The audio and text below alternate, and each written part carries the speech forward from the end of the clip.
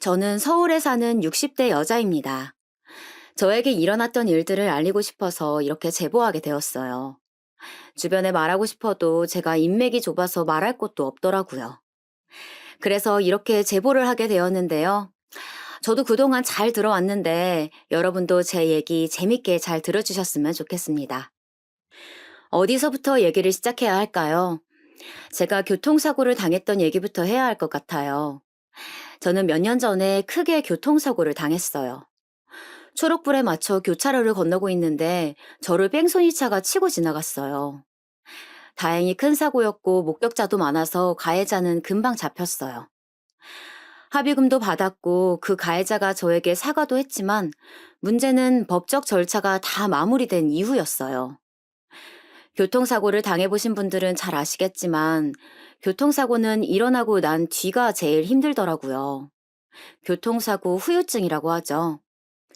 분명 병원 치료도 다 받았는데 온몸에 삭신이 쑤시더라고요. 그래서 병원에 다시 가도 나아지는 게 없었어요. 그냥 계속 몸이 아프더라고요. 아무리 약을 먹고 치료를 받아도 도저히 호전되지 않았어요. 특히 다리를 정말 많이 다쳤는데 그 뒤로 계속 불편하게 살고 있어요. 그리고 제가 나이가 있으니까 안 그래도 뼈가 안 좋았었거든요. 원래도 관절이 여기저기 많이 쑤시긴 했었는데 차 사고까지 당하고 나니까 정말 비 오는 날이면 너무 아파서 움직이기가 힘들더라고요. 가족이 있으신 분들은 도움을 받으실 수 있을 텐데 저는 혼자 살아서 그것도 불가했어요. 주변에 친척이라도 있으면 염치불구하고 요구라도 해봤을 텐데 저는 정말 저 혼자였거든요. 부모님은 워낙 어릴 때 돌아가셔서 얼굴도 기억나지 않을 정도고요. 그렇게 아픈 몸을 이끌고 일을 나가도 몸이 아프니까 할 수가 없더라고요. 저는 배운 게 없어서 할 수 있는 일이 많지 않아서 식당 일과 청소 일을 했어요. 그래서 몸이 아프면 완전히 제 손해였죠. 일을 할 수가 없으니까요. 제가 그렇게 힘들어하는 것을 보고 같이 일하던 언니가 요양보호사를 추천하더라고요. 요즘 정부에서 요양보호사를 많이 보내주니까 한번 알아보라길래 저도 한번 알아보기 시작했어요. 센터에 연락해서 요양보호사를 보내달라고 하니까 알겠다고 하더라고요. 그렇게 요양보호사를 집으로 부르게 되었어요.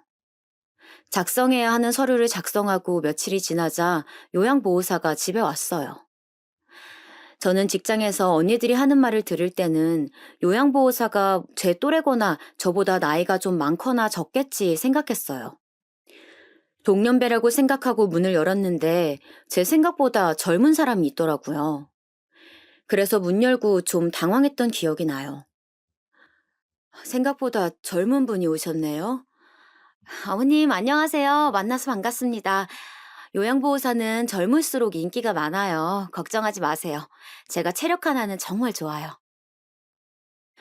우리 집으로 오게 된 요양보호사는 정말 부침성이 좋았어요. 어찌나 살가운지 말도 많이 걸더라고요.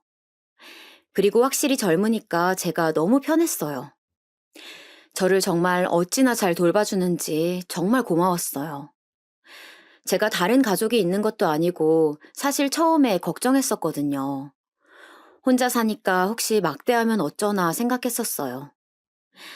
그런데 그 걱정이 무색하게도 요양보호사는 정말 잘해주었어요. 정말 하나부터 열까지 다 해주었어요.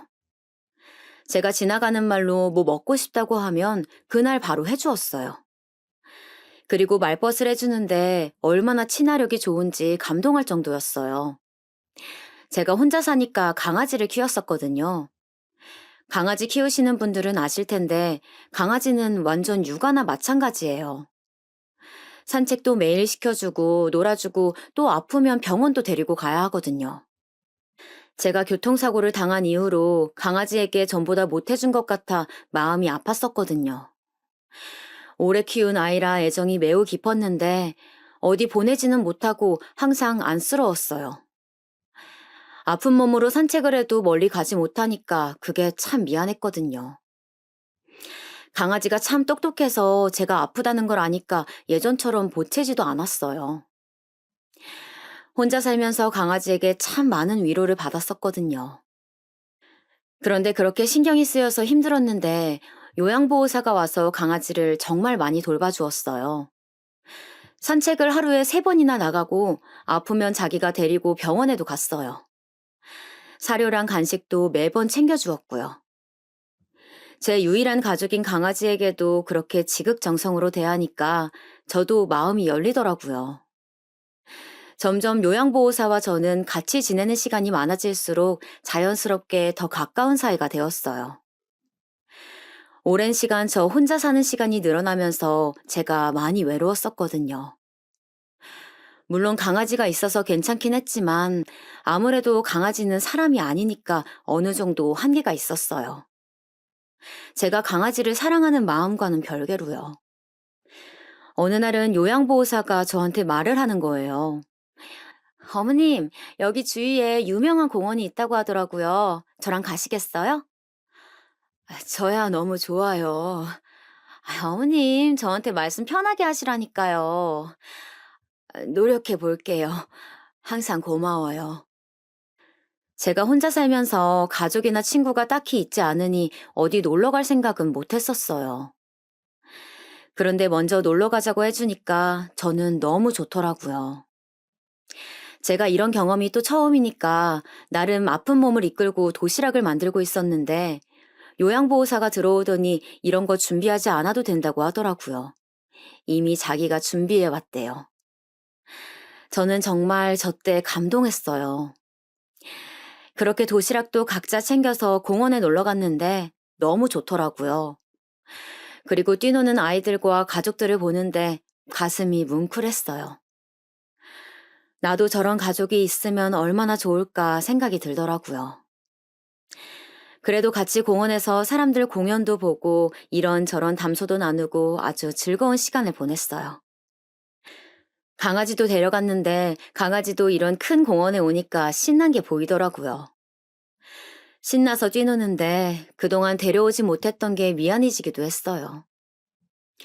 이런 식으로 저와 요양보호사는 유대감을 많이 쌓았어요. 그리고 그동안은 업체에서 불렀는데 이제 제 돈을 주면서 따로 불렀어요. 제가 식당에도 일을 나가고 건물에서 청소도 하면서 돈을 쓸 곳이 없어서 그냥 그대로 통장에 모았었거든요. 왜 돈도 써본 사람이 써야 한다고 하잖아요. 저는 도저히 쓰는 방법을 모르겠더라고요. 그래서 돈을 벌어도 그냥 정말 제가 살기 위한 의식주를 빼고는 모아놓기만 했었어요. 그런데 한번 다치니까 그런 생각이 들더라고요. 내가 인생을 살겠다고 돈을 버는 건데 안 쓰고 모아놓기만 하면 무슨 소용이 있나라는 생각이요. 그래서 고민 끝에 요양보호사에게 말했어요. 요양보호사 이름은 미영이에요. 미영이는 저에게 어머님이라고 불렀고 저도 시간이 지나면서 자연스럽게 미영이라고 불렀어요. 미영아, 우리 강원도 갈래? 강원도요, 어머님? 너무 좋아요. 돈은 다 내가 낼게. 그동안 나는 돈을 벌어도 모으기만 하고 쓰지를 못했어. 저와 미영이는 그렇게 강원도 바다를 보러 가기로 약속했어요. 둘이 어디 갈지 미리 여기저기 물어보고 계획을 세웠어요. 참, 미영이는 딸이 있었어요. 고등학교 동창과 결혼해서 딸을 낳았다고 하더라고요. 슬프지만 남편하고는 이혼했대요. 결혼하고 얼마 되지 않아 이혼했다고 하더라고요. 그래서 딸을 혼자 키우는데 많이 힘들어 보였어요. 딸은 아직 어려서 어린이집에 다닌다고 하더라고요. 미영이가 도저히 주변에 아이를 봐줄 사람이 없다고 우리 집에 데려온 적이 있었는데 참 예쁘더라고요. 제가 사정이 있어서 어린 여자아이들만 보면 애틋한 마음이 드는 편인데 보면서 눈물이 나올 것 같았어요. 미영이도 그래서 지갑 사정이 좋은 편은 아니었어요. 그래서 제가 원하면 딸도 같이 가자고 했더니 미영이가 되게 놀라더라고요. 어머님, 정말 그래도 되나요? 사실 은지가 바다를 한 번도 안 가봤어요. 은지에게 바다 가자고 하면 너무 좋아할 것 같아요. 정말 감사합니다. 사실 저도 바다를 한 번도 안 가봤어요. 일부러 안 간 것은 아니고 그냥 정말 기회가 없었어요. 시간이 나도 혼자 가서 뭘 하겠어요. 그래서 가고 싶어도 못 가고 살았는데 이렇게 같이 갈 사람이 생기니까 너무 기분이 좋더라고요. 저희가 운전할 수 있는 사람이 없어서 셋이 다 같이 기차를 타고 갔어요. 다리가 아프긴 했지만 못 걸을 정도는 전혀 아니어서 괜찮았어요. 무엇보다 신나는 마음으로 가니까 기분이 좋았어요. 미영이의 딸은 기차를 처음 타본다고 하더라고요. 셋이 같이 기차를 타고 여행하는데 저에게 가족이 생긴 것 같아 마음이 참 뭉클했어요. 그리고 강원도에 도착해서 바다를 보는데 기분이 너무 좋았어요. 난생 처음으로 바다를 봤는데 정말 파도만 봐도 가슴이 웅장해지더라고요. 그냥 정말 바라만 봐도 좋다는 게 이런 기분이구나 느꼈어요. 그래서 한동안 말도 없이 바다만 바라봤어요. 불필요한 생각도 없어지고 아주 좋더라고요. 저는 그때 사람들이 여행을 많이 하는 이유를 느꼈어요. 일상에서 벗어나서 자연을 바라보는데 마음이 편안해지는 게 앞으로도 종종 시간 내서 와야겠다고 생각했어요. 미영이의 딸도 신나서 바다에 발을 담그고 놀더라고요. 셋이 같이 바다에 있는 식당도 갔어요. 유명 횟집이라고 하더라고요.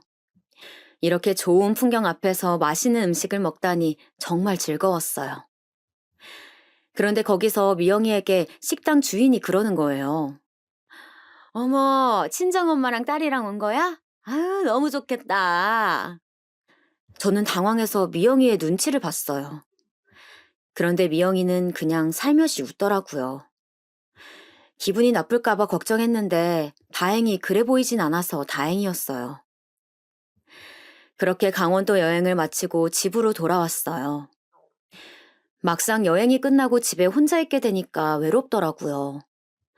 혼자 살았던 기간이 제 인생에서 제일 긴데 스스로가 어색하게 느껴졌어요. 그렇게 미영이와 유대감도 더 쌓고 있었는데 제 다리가 좀처럼 낫지를 않더라고요.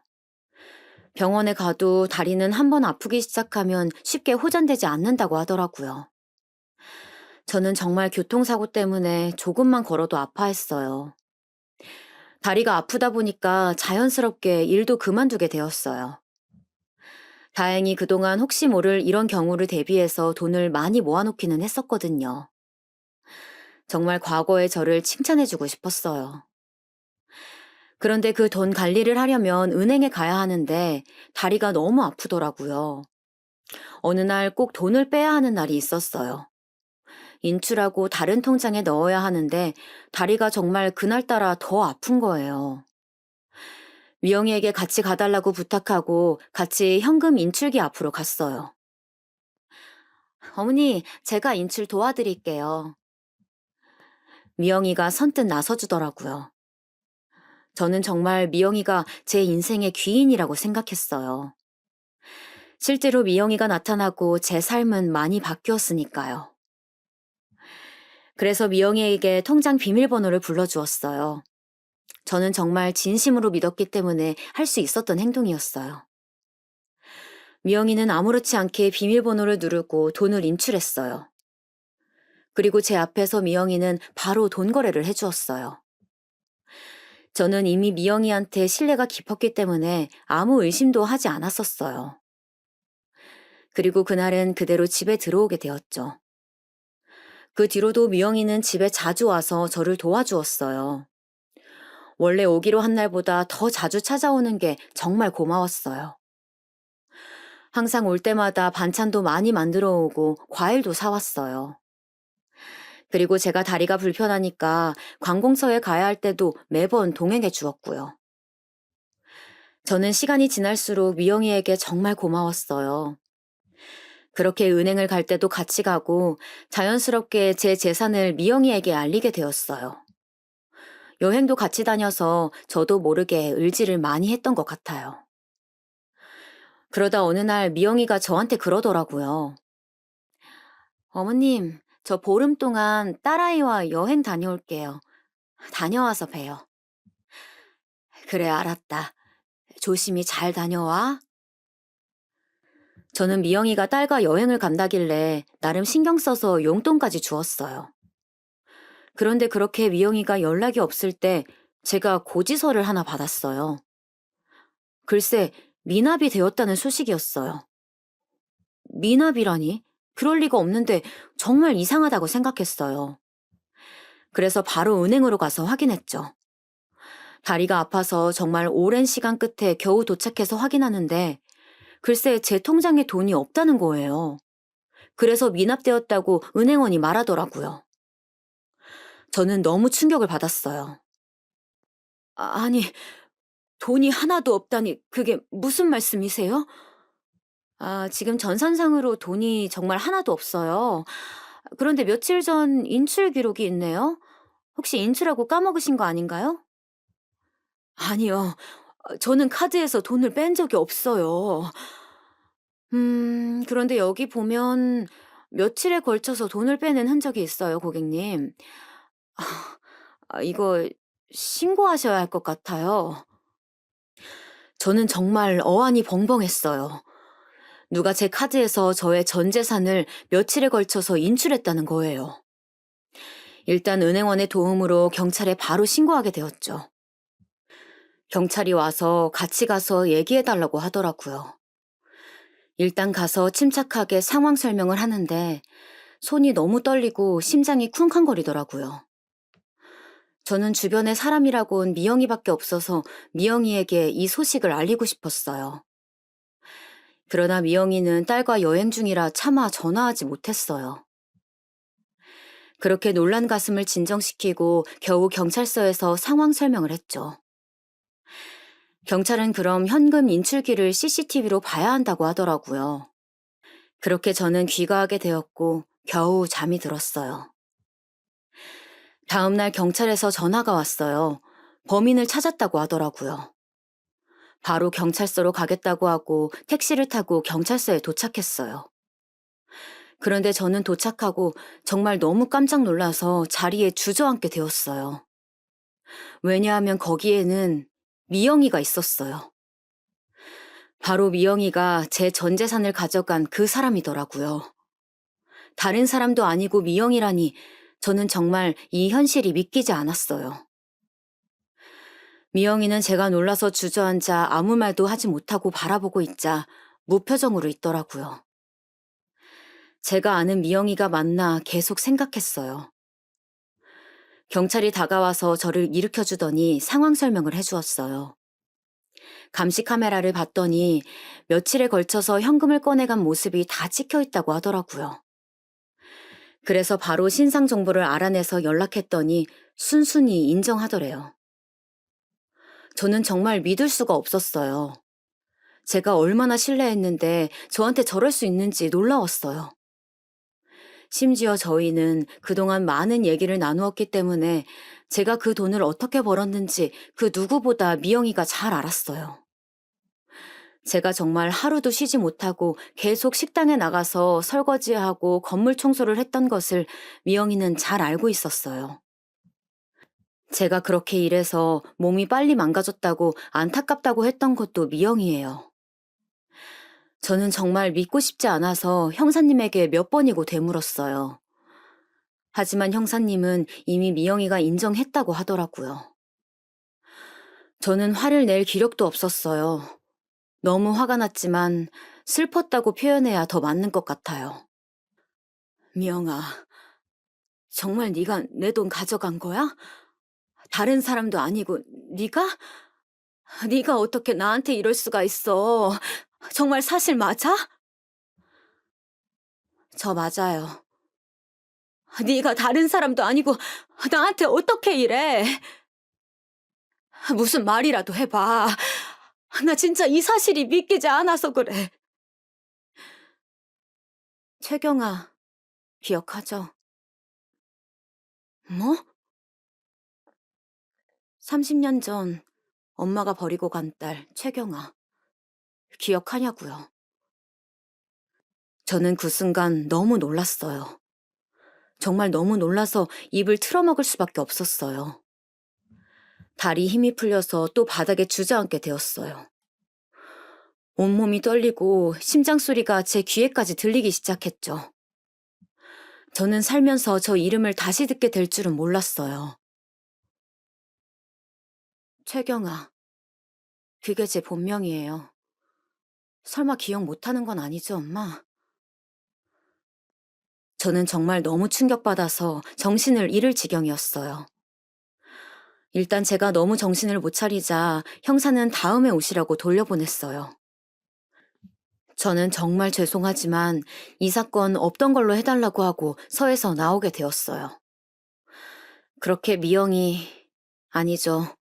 이제 경아라고 해야 할까요? 둘이 같이 나왔는데 도저히 어디서부터 말해야 할지 모르겠더라고요. 저희는 둘이 근처 공원 벤치에 앉았어요. 정말 머릿속이 너무 복잡해서 어떻게 해야 할지 모르겠더라고요. 경아는 아무 말이 없었어요. 여러분들에게 먼저 말씀을 드리자면 경아는 경아 말대로 제가 30년 전에 시댁에 놓고 온 딸이에요. 이 얘기를 하려면 제 결혼 생활 얘기를 먼저 해야 해요. 사실 도망치고 일부러 생각하지 않으려고 노력했지만 도저히 잊을 수가 없었어요.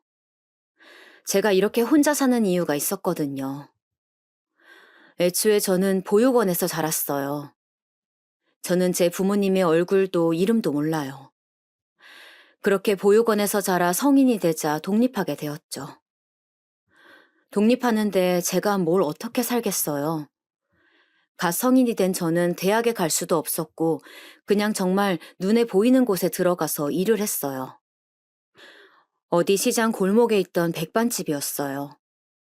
아직도 그 가게가 기억이 나요. 집이 없어서 가게가 문을 닫으면 거기서 자고 일어나서 일하고 그랬어요. 그렇게 제가 열심히 일하니까 주인 할머니가 저를 굉장히 좋게 봐주셨어요. 그래서 손님 중 한 명을 저랑 이어주셨죠. 저는 정말 그렇게 얼떨결에 결혼하게 되었어요. 사실 결혼할 때는 아무 생각이 없었어요. 그 당시 남편이 너무 좋다기보단 그냥 저는 가족이 생긴다는 게 좋았어요. 저도 드디어 가족이라는 게 생기는 건가 싶었어요. 저는 보육원에서 살면서 항상 가족이 그리웠거든요. 제 부모님이 그리운 게 아니고 그냥 가족이라는 공동체가 그리웠어요. 그래서 어차피 갈 곳도 없겠다. 결혼하게 되니 정말 좋았죠. 그런데 저만 좋았었나 봐요. 남편은 술을 정말 많이 마셨어요. 매일매일 술을 마셨는데 평소에는 괜찮다가 술만 들어가면 사람이 변하더라고요. 그리고 저는 홀 시어머니와 살았거든요. 정말 시집살이가 너무 심했어요. 제가 가족도 없고 배운 것도 없으니까 저를 정말 많이 무시했어요. 결혼했더니 시어머니가 제가 일하는 게 싫다는 거예요. 여자는 집안 살림을 해야 한다고 하셨어요. 그래서 저는 다니던 식당도 그만두고 집에 있게 되었어요. 시어머니는 저보고 항상 새벽 5시에 일어나라고 하셨죠.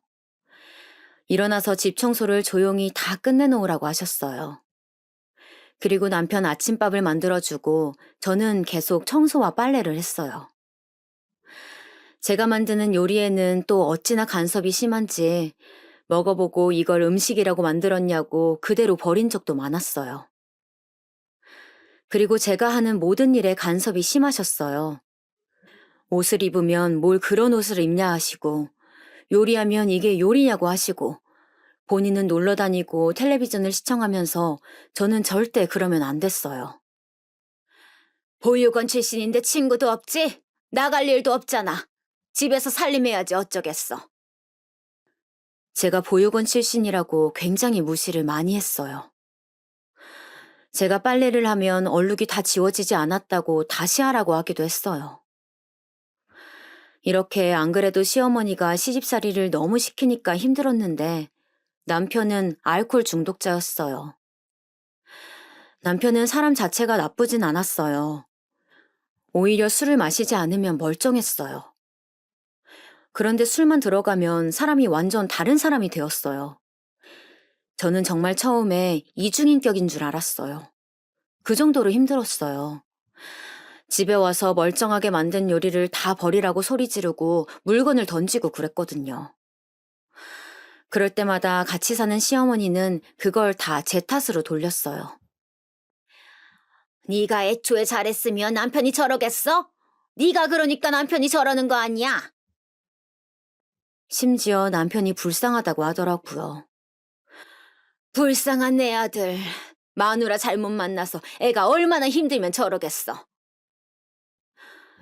안 그래도 남편이 술만 마시면 매일 밤 난리를 쳐서 잠도 못 잤는데 새벽 기상을 해야 하니 너무 힘들었어요. 그래도 제가 계속 결혼 생활을 했던 것은 가족이라는 울타리 때문이었어요.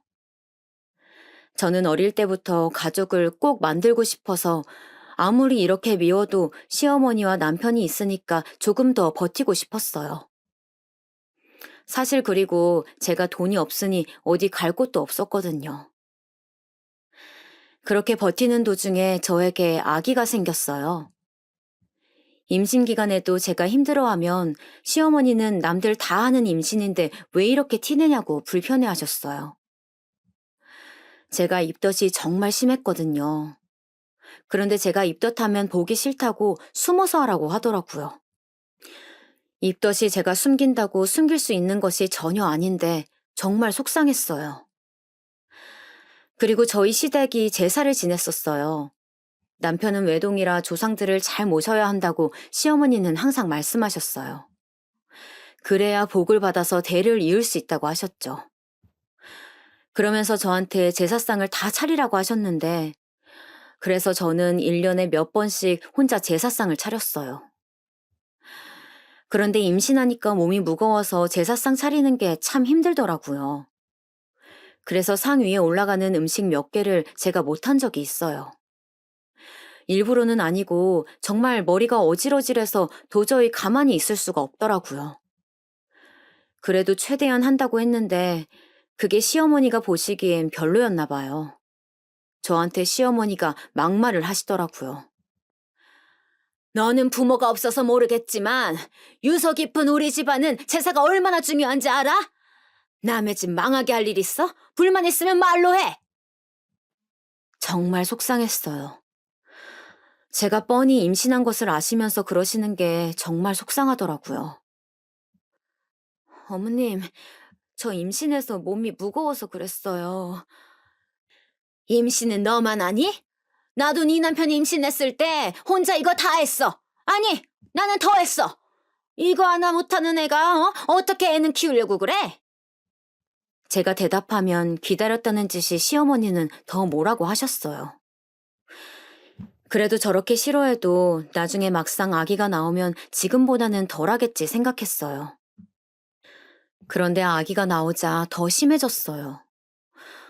왜냐면 제 아이의 성별이 딸이었거든요. 시어머니는 정말 남아 선호 사상이 심했어요. 그래서 아들도 그렇게 사랑하고 저를 미워했었는데 제가 딸을 낳으니까 그 정도가 굉장히 심해졌어요. 하필 바로 옆집 아이는 아들이었거든요. 매일 저한테 그 옆집 며느리와 비교를 했어요. 옆집 며느리는 남편한테 잘하니까 아들을 낳더라. 너도 남편한테 더 잘하려고 노력해야 아들이 오는 거야. 매일 이런 말을 저에게 하셨어요. 듣기 좋은 소리도 계속 들으면 사람이 지치잖아요. 그런데 시어머니는 항상 남편한테 잘해라, 네가 못났다, 그러니까 딸을 낳지 등의 말을 저에게 하셨어요. 이걸 몇 년 동안 들으니까 정말 저도 너무 힘들더라고요. 무시하려고 해도 같이 사니까 그럴 수가 없었어요. 또 제가 경제력이 있으면 몰라도 저희 생활비가 다 남편한테 나오니까 뭐라 하지도 못했어요. 제가 어느 날은 돈을 벌어보려고 말을 꺼낸 적이 있어요. 그런데 시어머니가 저에게 소리를 지르더라고요. 집에서 남편을 내줘야 아들이 생기지? 그렇게 밖으로 놔뒀는데 아들이 오겠어? 저한테 그러면서 식탁에 있는 귤을 던지더라고요. 저는 정말 저도 돈을 벌어서 우리가 조금 더 여유 있게 살고 싶어서 그랬던 거였는데 속상했어요. 또 저한테만 그러면 괜찮은데 딸아이한테도 정말 심하셨어요. 옆집 손주가 아들이라고 했잖아요. 사실 우리 집 아이가 그 아이인 줄 알았어요. 뭐 맛있는 게 선물로 들어오면 거기 갖다 주는 거예요. 우리 집 아기는 먹지도 못하고 정말 속상했어요. 그리고 맨날 그 집에 놀러 가서 아들 낳은 며느리 칭찬을 그렇게 하더라고요. 그리고 집에 돌아오면 항상 제 얼굴을 보고 짜증을 내셨어요. 집안이 이 꼴이니까 아들을 못 낳지. 심하면 제가 해놓은 빨래를 일부러 먼지나 쓰레기를 뿌려서 더럽히고 다시 하게 시켰어요. 이러한 행동은 딸아이가 크면서 더 심해졌어요. 남편은 저희에게 전혀 관심이 없었어요. 원래 자유로운 영혼이라고 생각했지만 아기가 태어나고 더 심해졌어요. 알코올 중독을 넘어서 도박까지 빠졌거든요. 벌어오는 돈이 많지도 않은데 도박에 빠져 그날 일당을 다 날려버리니까 저도 모르게 예민해지더라고요. 그래서 어느 날 너무 화가 나서 말했어요. 여보, 우리 하루 벌어서 하루 먹고 살아요. 그런데 너무하지 않아요? 아기도 있잖아. 제발 정신 차려요. 내가 뭐, 나한테 왜 그래? 저는 최대한 조용히 말하고 싶었는데 남편은 술에 취해서 큰 소리를 내더라고요. 아니나 다를까 큰 소리가 나자 시어머니가 저희 방으로 오셨어요. 역시나 저한테만 뭐라고 하시더라고요. 어디 우리 아들한테 뭐라고 해? 그러니까 아들을 못 낳지. 네가 제정신이니? 저는 그냥 입을 다물었어요. 제가 만약 여기서 대꾸를 하게 된다면 분명 더 난리칠 거였거든요. 그냥 그래서 아무 말도 하지 않았어요. 그런데 저한테 시어머니가 그날따라 더 뭐라 하시더라고요. 제가 말없이 부엌으로 가자 따라오면서 소리를 질렀어요. 네가 잘해야 우리 아들이 기가 살지. 최대한 무시하려고 해도 무시할 수가 없었어요. 딸의 아이가 깰까 무서워서 최대한 조용히 지나가길 바랬는데 시어머니는 계속 저를 따라다니면서 뭐라 하셨어요. 그리고 다음 날엔 제가 뭘 먹으려고 하면 먹지 말라고 하더라고요. 네가 내 아들 구박해서 돈을 집으로 안 갖고 오니 넌 먹지 마. 먹을 자격도 없다. 정말 저를 빼고 남편과 시어머니가 밥을 먹는 걸 보는데 그때 그동안 참아왔던 게 터졌어요. 저를 사람 취급도 해주지 않는 거잖아요. 물론 그동안 제가 뭘 먹을 때마다 구박하고 남편만 칭찬하고 저를 싫어하셨던 건 알아요. 하지만 제가 왜 이러고 살아야 하나 싶더라고요. 그래서 도망갈 계획을 세우기 시작했어요. 도저히는 안 되겠더라고요. 그런데 제가 나갈 생각을 하니까 아이가 걸리더라고요. 제가 만약 경아를 두고 간다면 경아는 시어머니에게 구박을 받을 것 같았어요. 제가 당하다 못 견뎌서 도망가는 건데 딸을 놔두고 갈 수는 없었어요. 그런데 현실적으로 딸을 데리고 가면 혼자가 아니니까 더 힘들 것 같더라고요. 그래서 제가 어느 정도 자립하고 나면 그때 딸을 데리고 가야지 생각했어요. 만약 제가 경아를 데리고 가면 제가 당장 가진 게 없으니까 더 경아를 힘들게 할 것 같았거든요. 그때는 그게 정말 최선이었어요.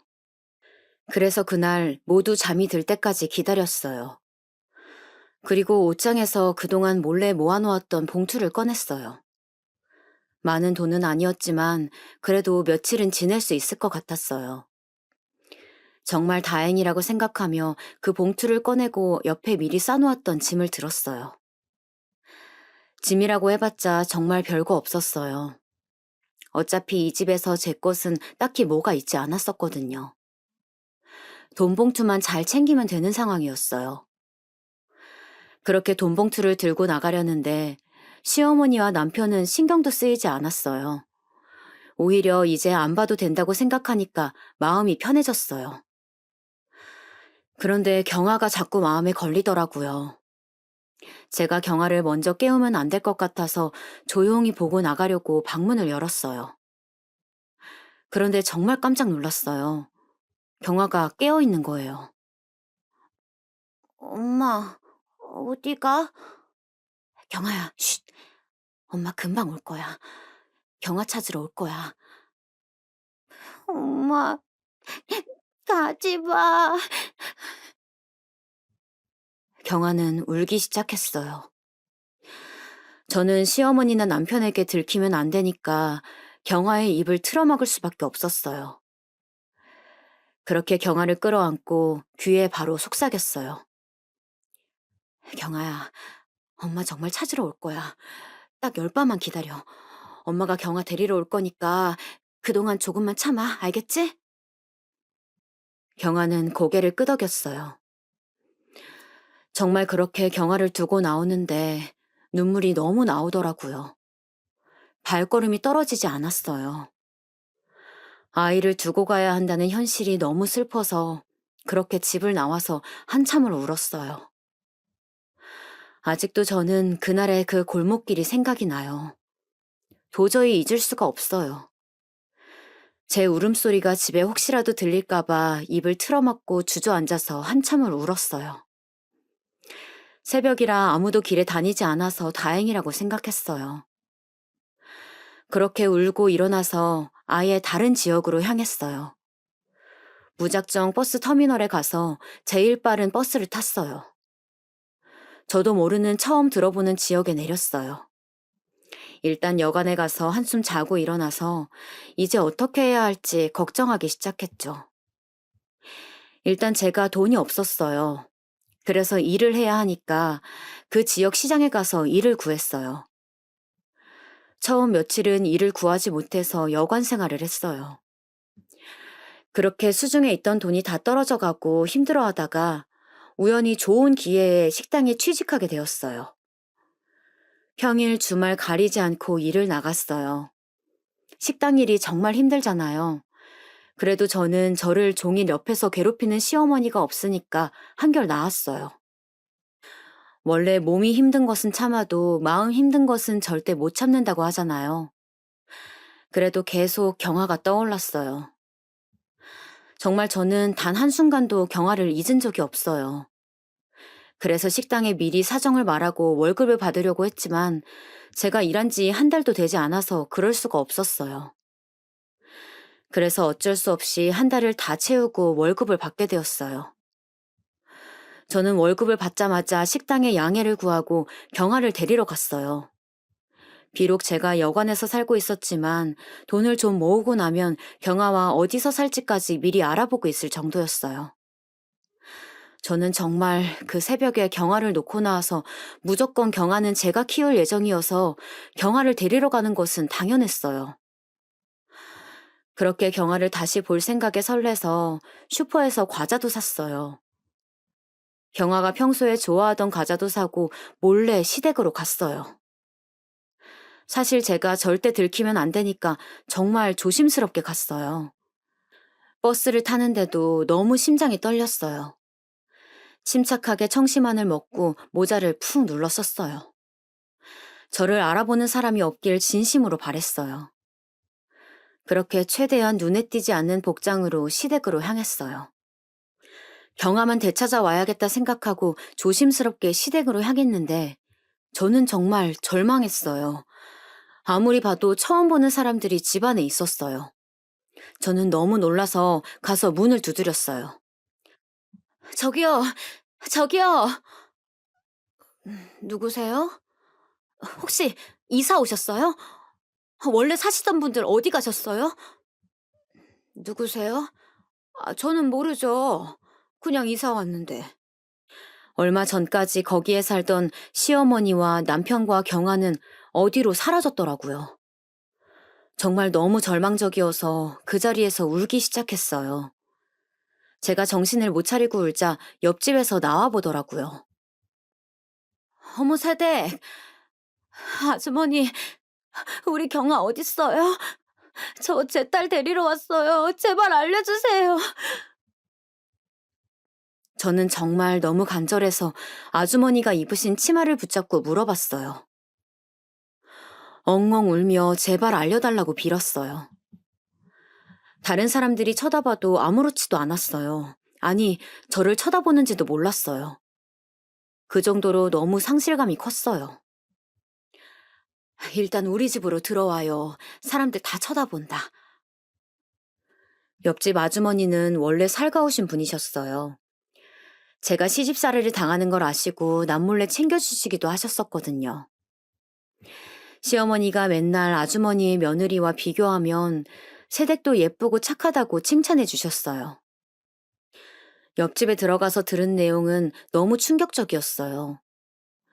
처음에 제가 집을 나가고 며칠 동안은 저를 굉장히 많이 욕하셨다고 하더라고요. 동네를 돌아다니며 며느리가 도망갔다고 막 욕을 하셨대요. 그러다가 남편이 도박에 빠졌었다고 했잖아요. 도박장에 가서 크게 잃었었대요. 그러면서 돈을 빌리게 되었고 그 액수가 매우 컸다고 해요. 깡패들이 찾아와서 돈 내놓으라고 난리를 쳤다고 하더라고요.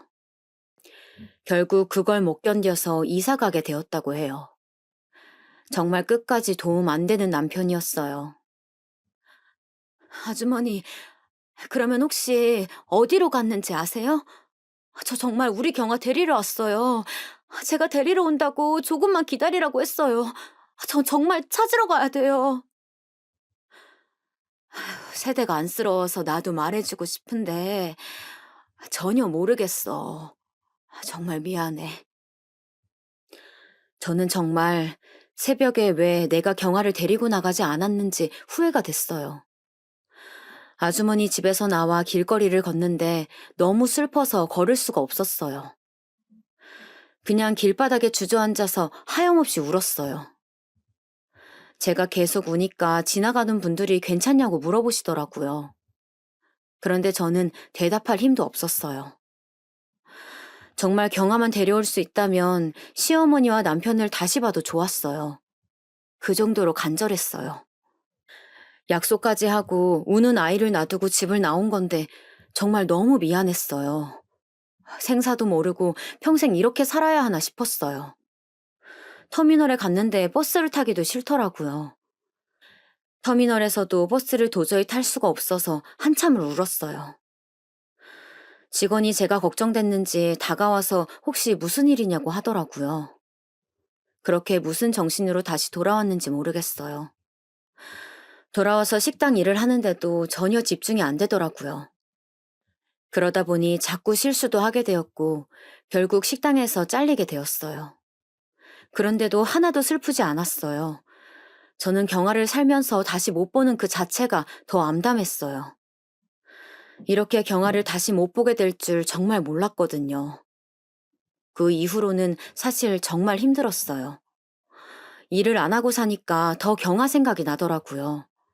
그래서 일부러 몸이 힘들게 힘든 일을 찾아다녔어요. 그래야 집에 와서 잠만 잘 수 있었으니까요. 이렇게 사는 게 의미가 있나 싶어도 언젠가는 그래도 경아를 볼 수 있지 않을까 하는 그 작은 희망 하나로 버텼어요. 말 그대로 버텼다는 의미가 맞는 것 같아요. 정말 일이 너무 힘들어서 때려치우고 싶어도 경아 하나만 생각했어요. 나중에 경아 만나면 맛있는 거 사줘야 하니까, 예쁜 옷 입혀야 하니까, 좋은 곳에서 살아야 하니까 이유를 만들어서 살았어요. 그런데 결국 경아를 다시 못 만나다니 믿기지 않았어요. 그렇게 평생을 그리워하면서 살았는데 결국 만날 줄이야. 제가 이 순간을 기다리고 살았는데 정말 믿기지가 않았어요. 그래서 다시 현실로 돌아오자면 경아를 부여잡고 울었어요. 경아도 저를 잡고 울었고요. 둘이 계속 울었어요. 경아야, 미안해. 엄마가 정말 미안해. 데리러 온다고 했잖아. 데리러 온다고 했잖아. 나 그 말 믿고 어린 시절 버텼어. 하루만 자면 엄마가 오겠지 하면서 그렇게 몇 년을 버텼어. 아빠랑 할머니가 나 구박해도 엄마가 다시 올 거니까 꾸역꾸역 붙어 있었어. 그런데 엄마 절대 안 오더라. 진짜 나 혼자 창문 밖을 얼마나 바라봤는지 알아? 매일 밤 빌었어. 제발 엄마 한 번만 보게 해달라고 빌었어. 그런데도 안 왔어. 이럴 수가. 경아가 제가 데리러 온다고 했던 말을 기억하더라고요.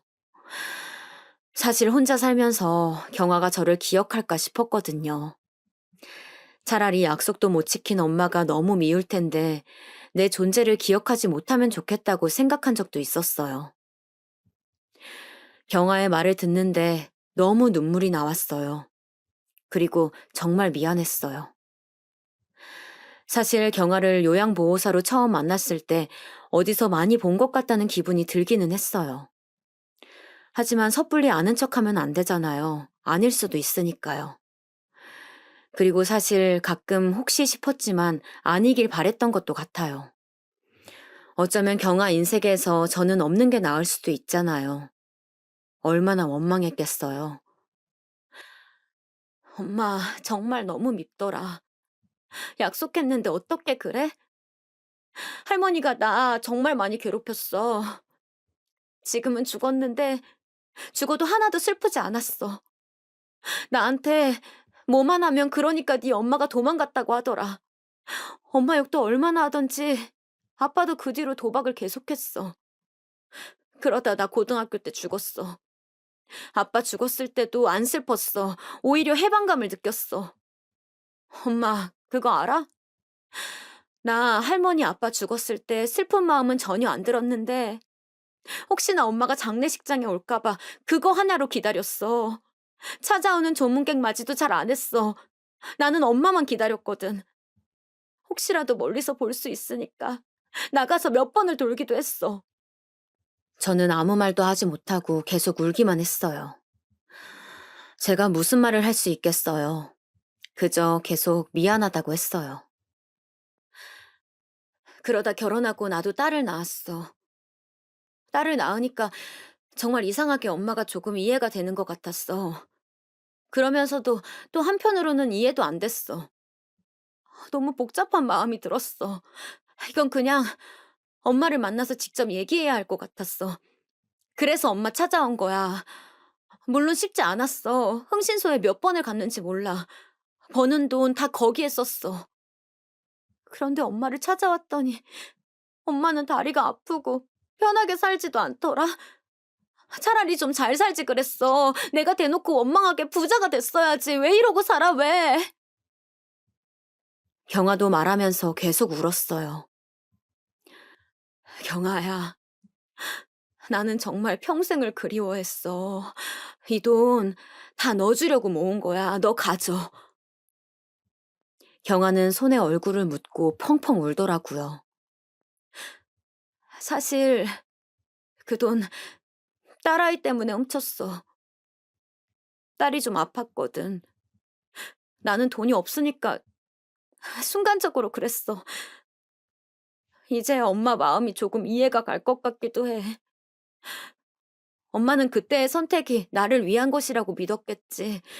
내가 지금 딸아이 병원비 때문에 이렇게 도둑질한 것처럼. 정말 자식이 뭐라고. 저는 정말 가슴이 미어져서 경아를 끌어안고 울었어요. 이렇게까지 울 수 있나 신기했어요. 경아야, 엄마는 괜찮아. 내가 죽기 전에 찾아와서 오히려 고마워.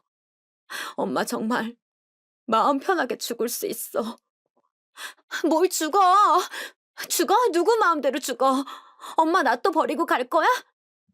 경아는 계속 울면서 미안하다고 하더라고요. 저는 정말 아무 말도 할 수가 없었어요. 그저 너무 경아한테 미안하고 고마운 마음뿐이었어요. 그 뒤로 어떻게 되었냐고요?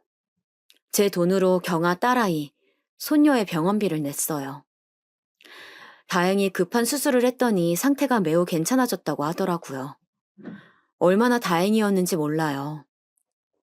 그리고 저는 정말 그 돈을 돌려받을 생각이 없었거든요. 그런데 경아가 무슨 소리냐며 자기가 다 갚을 거라고 하더라고요. 저는 어린 시절 경아를 떼어놓고 온 게 너무 미안해서 그러지 못하겠다고 했어요. 그랬더니 경아가 그럼 같이 살자고 하더라고요.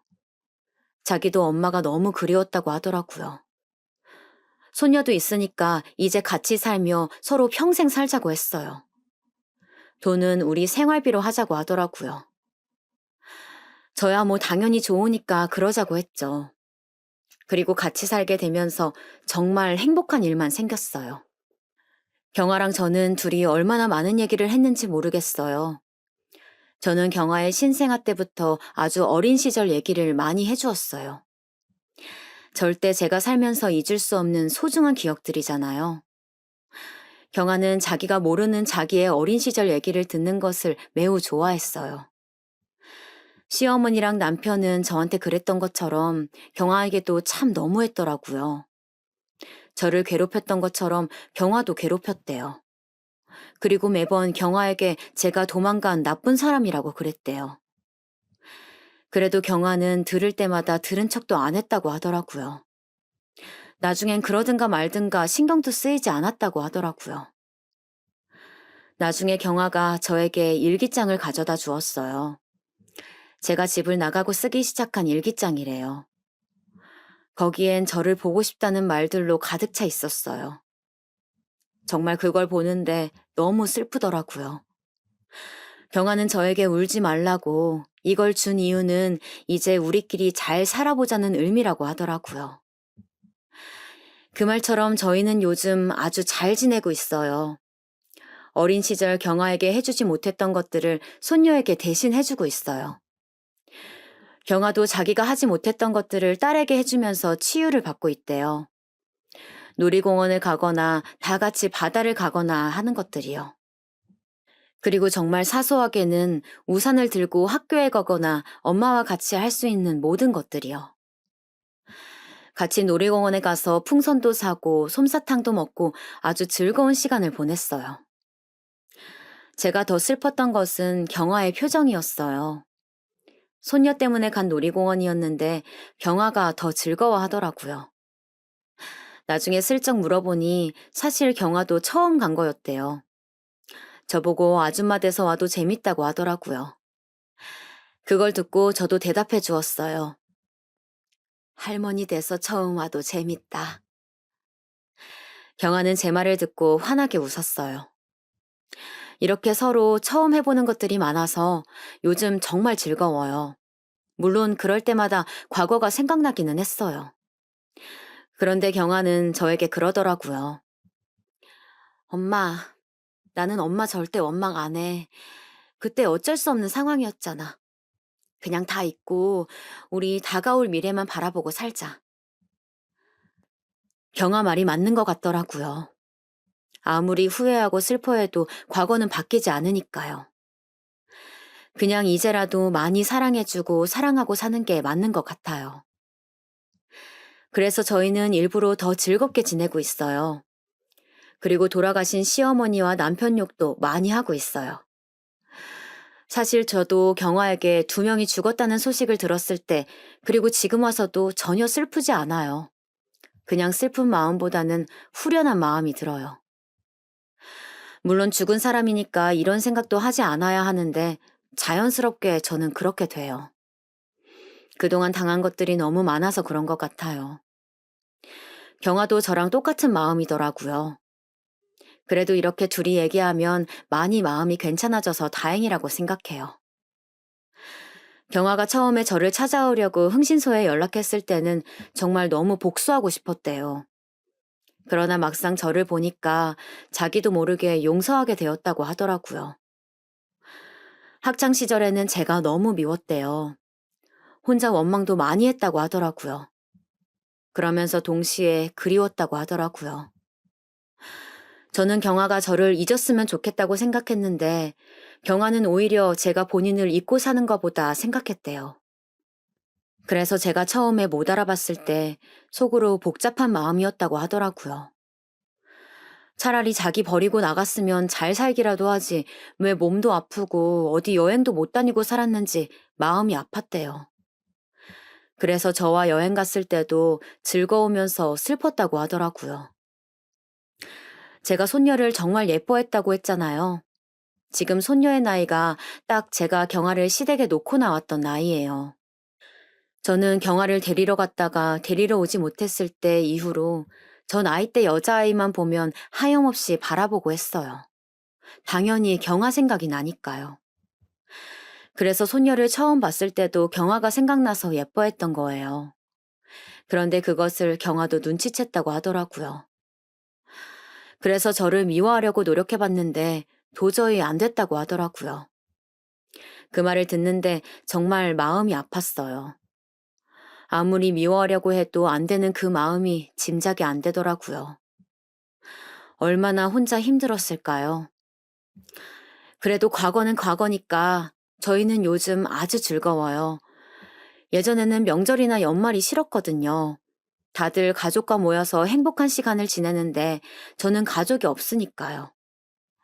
그런데 이제는 저도 소중한 딸과 손녀가 있으니까 명절과 생일 같은 기념일들이 좋아졌어요.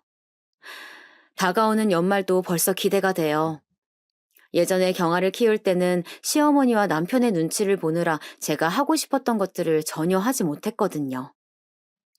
그런데 이제는 제 마음대로 할 수 있으니까 그게 참 좋아요. 여행도 정말 많이 다니고 있어요. 얼마 전에는 셋이 제주도 여행도 다녀왔어요. 경아가 제 딸인 것을 모르고 갔던 강릉 바다가 생각나더라고요.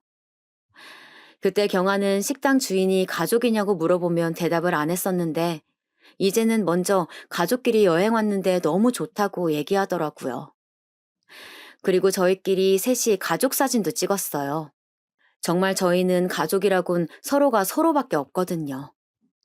저는 보육원에서 자랐고 경아는 남편과 이혼했으니까요.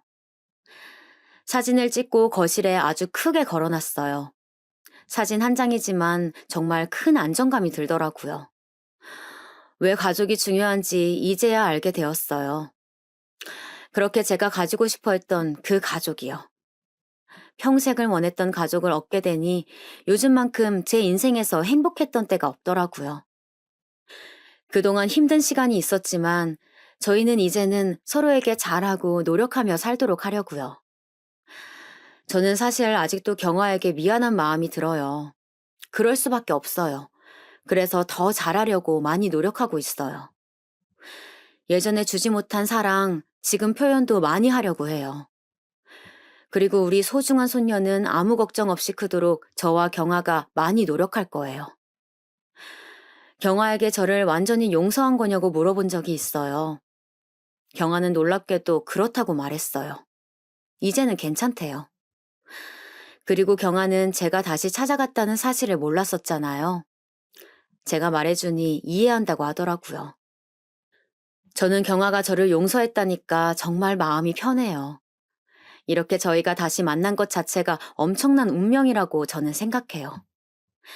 그래서 더 세상에 감사하며 살아보려고 해요. 여기까지가 저의 얘기랍니다. 제 얘기 들어주셔서 다들 감사합니다.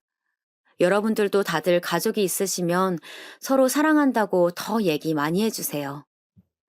서로 사랑하는 사람들끼리 많이 표현하고 사랑하며 사셨으면 좋겠어요. 그리고 가족분들과 오래오래 행복하시길 진심으로 바래요. 저희가 이제 행복하듯 여러분들도 혹시 지금 힘든 일이 있으시면 나중엔 다 잘 풀리실 거예요. 저 같은 일도 있잖아요. 힘드실 때 제 얘기 떠올리셨으면 좋겠습니다. 이런 사람도 있다는 것을 기억해 주세요.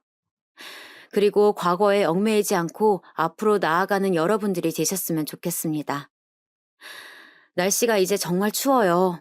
나가실 때 겉옷 꼭 챙기시고 감기 걸리지 않게 조심하세요. 감사합니다.